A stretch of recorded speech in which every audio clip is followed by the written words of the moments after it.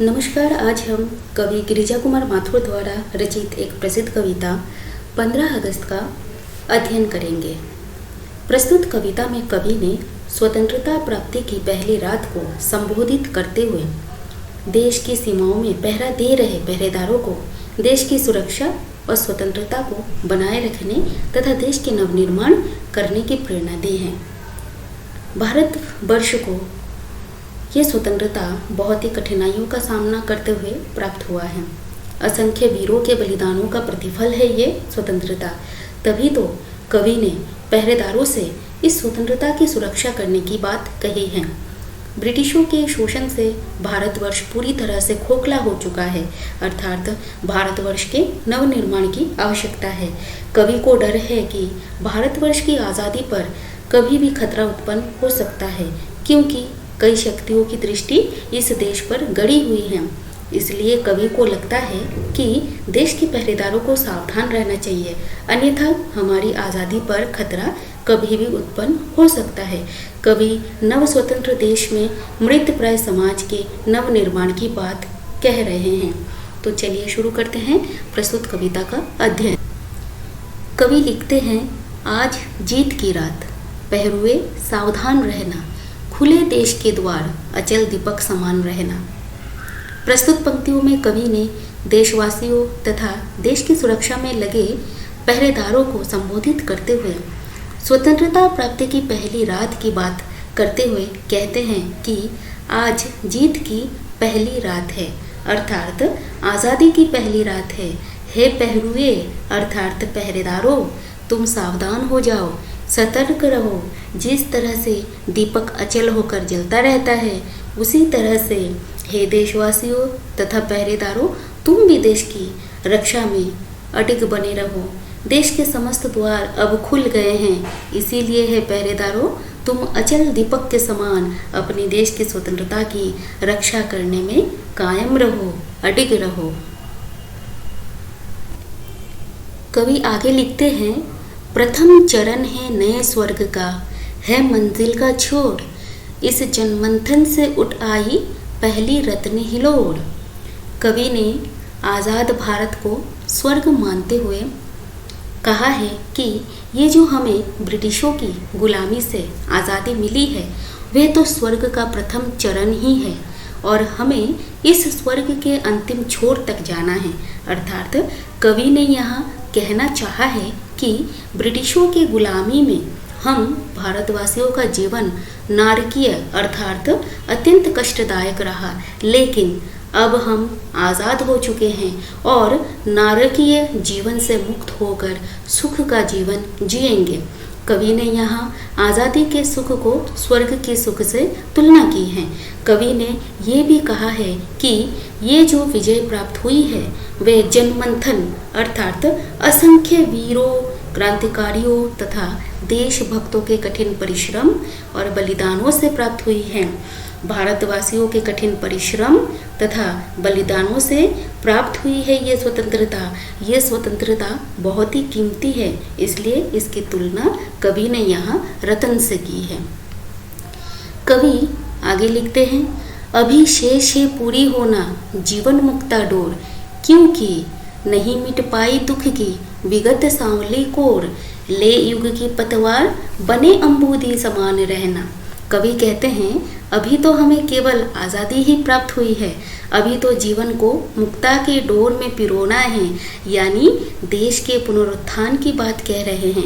कवि कहते हैं कि हमें आज़ादी तो मिल गई है, लेकिन ब्रिटिशों के शोषण से हमारा देश जिस तरह से पिछड़ता गया, जो अमानवीय व्यवहार सहा गया, यानी कि ब्रिटिश काल का जो काला अध्याय था, वे अभी तक देशवासियों के मन मस्तिष्क से हटा नहीं है। उन पीड़ाओं को अभी तक भूल नहीं पाए हैं भारतवासी। कवि कहते हैं, हे पहरेदारों, जिस तरह से पतवार समुद्र में नाविकों को सही दिशा की ओर ले जाता है, तुम भी इस युग की पतवार को लिए इस विशाल जन समुदायों को सही दिशा की ओर ले जाना। इसीलिए हे पहरुए, तुम सावधान रहना, सतर्क रहना, क्योंकि इस नवस्वाधीन देश की और उस देश के जन समुदायों की सुरक्षा और आज़ादी की रक्षा के लिए तुम्हें सावधान रहना है। इसलिए हे पहरेदारों, तुम सावधान हो जाओ। कवि ने आगे लिखा है, विषम श्रृंखलाएं टूटी है, खुली समस्त दिशाएं, आज प्रभंजन बनकर चलती युग बंदिनी हवाएं। प्रश्न चिन्ह बन खड़ी हो गई यह सिमटी सीमाएं, आज पुराने सिंहासन की टूट रही प्रतिमाएं। उठता है तूफान, इंदु तुम दीप्तिमान रहना। इन पंक्तियों में कवि ने कहा है कि जितनी भी विषम श्रृंखलाएं अर्थात समस्याएं थी वे टूट गई हैं, ब्रिटिशों की हुकूमत खत्म हो गई है।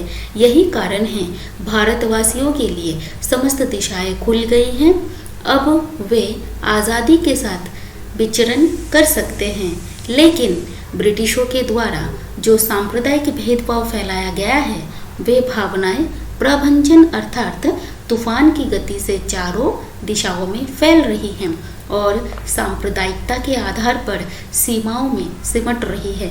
अर्थात यहाँ पर कवि ने देश विभाजन की बात कही है। कवि कहते हैं अब पुराने सिंहासन टूट गए हैं, अर्थात ब्रिटिश शासन खत्म हो चुकी है। ब्रिटिश भारत छोड़ गए, लेकिन सांप्रदायिकता की भावना फैला गई है और उस सांप्रदायिकता की आग में देशवासी अपने ही मित्रों से लड़ रहे हैं। कवि कहते हैं, हे पहरेदारों, तुम चंद्र के समान अपनी रोशनी से अर्थात मार्गदर्शन से सांप्रदायिक भावनाओं को मिटाना। हे पहरेदार, तुम सावधान रह। कविता की अंतिम पंक्तियों में कवि लिखते हैं कि ऊंची हुई मशाल हमारी, आगे कठिन डगर है, शत्रु हट गया लेकिन उसकी छायाओं का डर है। शोषण से है मृत समाज, कमजोर हमारा घर है, किंतु आ रहा नई जिंदगी, यह विश्वास अमर है। जनगंगा में ज्वार लहर, तुम प्रभामान रहना, पहरुए सावधान रहना। कविता की इन अंतिम पंक्तियों में कवि कहते हैं कि ऊंची हुई मशाल हमारी, यानी कि हमने ब्रिटिशों से विजय प्राप्त कर ली है, लेकिन इस आज़ादी को बरकरार रखना और भी कठिन है। देश का नवनिर्माण करना है, समाज का विकास करना है, जो आसान नहीं बल्कि कठिन कार्य है। कवि कहते हैं कि शत्रु हट गए हैं, ब्रिटिश तो चला गया है, लेकिन उस शत्रु के छायाओं का डर अभी तक बना हुआ है। वह शत्रु अभी भी कोई नया चाल चल सकता है, इसलिए हमको सतर्क रहना है। कवि कहते हैं कि ब्रिटिशों ने हम भारतवासियों का बुरी तरह से शोषण किया है, जिससे हमारा समाज निष्प्राण हो चुका है। हमारा घर, हमारा देश आर्थिक, सामाजिक, राजनीतिक, धार्मिक हर तरह से कमजोर हो गया है। लेकिन कवि आशावादी है और उनको यह विश्वास है कि हमें एक नई जिंदगी मिलेगी, जिसमें समस्त प्राणी स्वतंत्र होंगे, शोषण मुक्त होंगे, समानता होगी, देश का विकास होगा। अंत में कवि एकता की भावना को व्यक्त करते हुए कहते हैं कि जिस तरह से ज्वार भाटा की लहरें शक्तिशाली होती हैं, उसी तरह से जनगंगा अर्थात जन समूह में भी ज्वार लहर की तरह शक्ति होती है। इसलिए हे देशवासियों, हे पहरुओं, तुम इस एकता की भावना को प्रभावित करते रहना, इस एकता की भावना को बनाए रखना।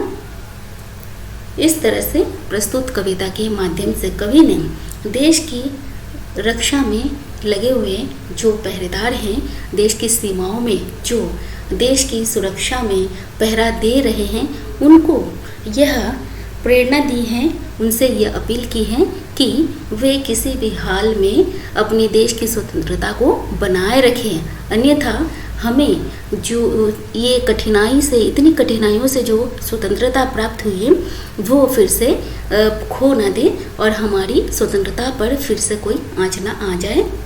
इसी कारण कवि ने पहरेदारों को देश की रक्षा करने की बात कही है। धन्यवाद।